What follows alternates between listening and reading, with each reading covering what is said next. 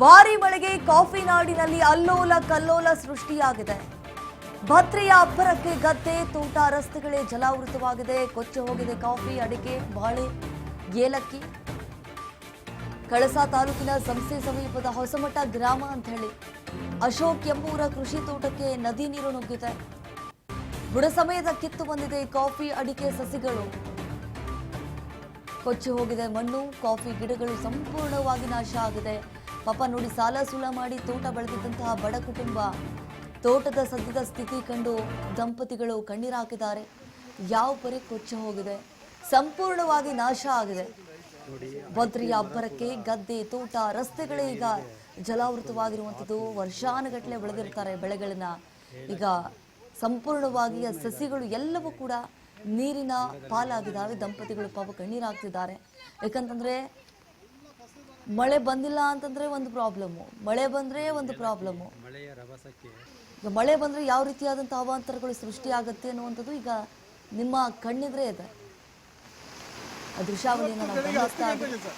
10 ಗಂಟೆಗೆ 10ರಿಂದ 12 ತನಕ ಇದೇ ಥರ ನಾವು ನೋಡಿ ನೋಡಿ ಎದುರಿ ಎಲ್ಲ ಮನೆ ಹತ್ತಿರ ಎಲ್ಲ ಸಿಟೌಟ್ವರೆಗೂ ಬಂದಿದೆ ನೀರು. ನನ್ನ ಮನೆದು ಒಂದು ಅಡಿಕೆ ಗಿಡ ತೋಟೆಲ್ಲ ನಾವೆಲ್ಲ ಸಾಲ ಮಾಡಿ ಧರ್ಮಸ್ಥಳ ಸಂಘದಲ್ಲಿ 3 ಲಕ್ಷ ತೆಗೆದು ಗಿಡ ನೆಟ್ಟು ಇಷ್ಟು ಕಷ್ಟಪಟ್ಟು ಇವತ್ತು ನಾನೀಗ 4:15ಗೆ ಪಂಚಾಯತಿಗೆ ಹೋಗಿ ಹೇಳಿದಾಗ ಅಲ್ಲಿ ಒಬ್ಬರು ಸಿಕ್ಕಿದ್ರು. ಅವ್ರಿಗೆ ಹೇಳಿದೆ, ಅವ್ರು ಹೇಳಿದ್ರೆ ಸೋಮವಾರದವರೆಗೂ PD ಅಲ್ಲ, ಸೋಮವಾರ GPS ಫೋಟೋ ಮಾಡಬೇಕು, ನಾವು ಸೋಮವಾರ ಬಂದು PDO ಕರ್ಕೊಂಡ್ಬಂದು GPS ಮಾಡಿದ್ಮೇಲೆ ಮತ್ತೆ ನಿಮಗೆ ಅದೇನು ಅಂತ ಮತ್ತೆ ಕೃಷಿ ಇಲಾಖೆಗೆ ತೋಟಗಾರಿಕೆ ಇಲಾಖೆಗೆ ಕೊಡ್ತೀವಿ, ನಾವೆಲ್ಲ ಇದು ಮಾಡ್ತೀವಿ ಅಂತ ಹೇಳಿದ್ದಾರೆ. ಅದು ನಮಗೆ ಇವತ್ತು ರಾತ್ರಿ ನಾವು ಮಲಗೋದು ಹೆಂಗೆ ಕಷ್ಟ, ಈ ನೋಡ್ಕೊಂಡು ನಾವು ಹೆಂಗೆ ಬದುಕೋಕ್ಕಾಗುತ್ತೆ. ನಮ್ಮ ಪರಿಸ್ಥಿತಿ ಈ ಥರ ಇದೆ. ಇಷ್ಟು ದೊಡ್ಡ ಅಡಿಕೆ ಮರ ಬೆಳೆಸ್ಬೇಕಾದ್ರೆ ನನ್ನ ಹೆಂಡತಿ ರಾತ್ರಿ ನಾನು ನನ್ನ ಹೆಂಡತಿ ಮಕ್ಕಳು ಸಾಕೊಂಡು ಸಾಕಿದ್ದು ಗಿಡ ಈ ಪರಿಸ್ಥಿತಿ ಬಂದಿದೆ. ಯಾರು ಕೇಳೋರು ಇಲ್ಲೇ ಇಲ್ಲ. ನಮ್ಮಲ್ಲಿ ಒಬ್ಬರು ಬಂದು ನೋಡಲಿಲ್ಲ, ಕೇಳಲಿಲ್ಲ, ಏನಾಗಿದೆ, ಏನು ಬರ್ತಿದ್ದೀರ ಸತ್ತಿದ್ದೀರ ಅಂತ ಯಾರು ಕೇಳಲಿಲ್ಲ ನಮ್ಮನ್ನು. ಈಗ ತಹಸೀಲ್ದಾರ್ ಕೂಡ ಈ ಭಾಗಕ್ಕೆ ಬಂದಿದ್ರು, ಎಲ್ಲರೂ ಬಂದಿದ್ರು, ಮಾಹಿತಿ ನಮ್ಮ ಮನೆ ಹತ್ರ ಯಾರು ಬಂದಿಲ್ಲ. ಅಲ್ಲ, ಮಾಹಿತಿ ಎಲ್ಲರೂ ನೀಡಿದ್ರು ಅವರಿಗೆ. ಅವರಿಗೆ ನಾವು ತಹಸೀಲ್ದಾರಿಗೆ ಯಾರು ನೀಡಲಿಲ್ಲ.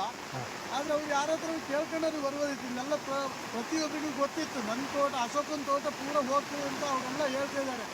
ಅವ್ರ ತೋಟ ಅಲ್ಲ ಪಾಪ ಹೋಗ್ತಂತಂದು ರಿವರ್ ಹಿಡಿದು ಹೋಮ್ಸ್ ಶ್ರೇಣಿಕ್ ಅವರು ಬೊಬ್ಬೆ ಹೊಡೆದು ಕಿರ್ತಾ ಇದ್ರು ಅವಾಗಿಂದ.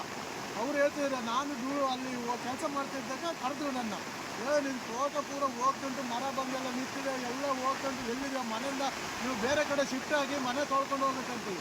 ನನ್ನ ಮನೆ ಶಿಫ್ಟ್ಔಟ್ವರೆಗೂ ನೀರು ಬಂದಿದೆ. ಒಳ್ಳೇದು. ನಮ್ದು ಅಡಿಕೆ ಹೋಗಿದೆ ಸರ್, ಏಲಕ್ಕಿ ಹೋಗಿದೆ, ಕಾಫಿ ಹೋಗಿದೆ, ಎಲ್ಲ ಪ್ರತಿ ಒಂದು ಹೋಗಿದೆ ಸರ್. ನಮ್ದು ನಾವು ಇನ್ನೊಬ್ರು ತೋಟ